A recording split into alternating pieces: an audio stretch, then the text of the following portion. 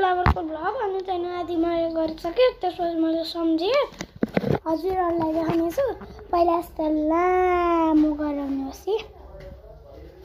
Hello guys, मैले vlog गरिसकेँ छु। म फेरि आएको छु किलेको टाढोमा।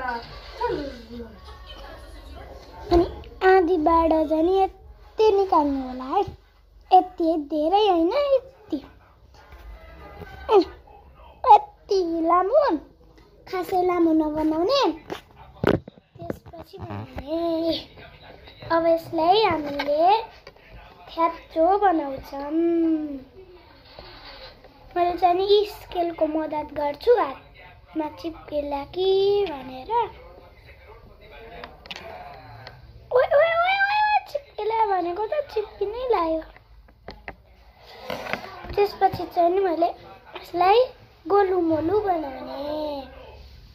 मैले गोलुमोलु भन्छु गाइस, फुल बनाउने। यसलाई यसरी गराउने। भयो, रेडी भयो। अब यसको पालो है। यसलाई चाहिँ डल्लो बनाउने। त्यसपछि यस्तो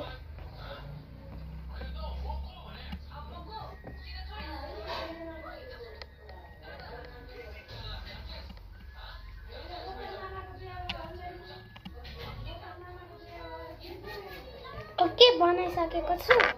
अब यसको डिजाइन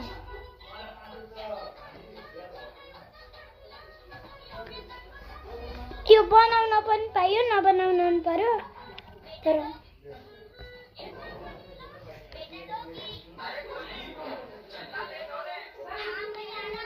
गाइस यहाँ आवाज आइरह। मेरो दाइले चाहिँ नि मोबाइल हेर्नु भएको छ।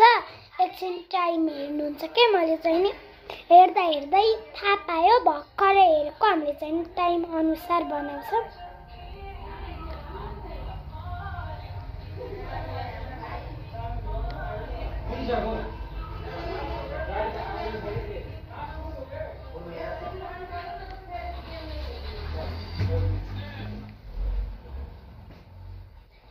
गाइस टाइम सिद्धिसकेको छ। तर यति भए पनि राम्रो बनाएँ।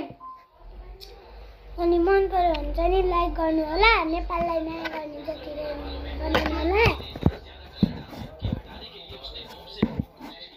यो चाहिँ नि यस्ता यो गाइस बनाएको छु। यो भोलि स्कुल लिएर जाने हो।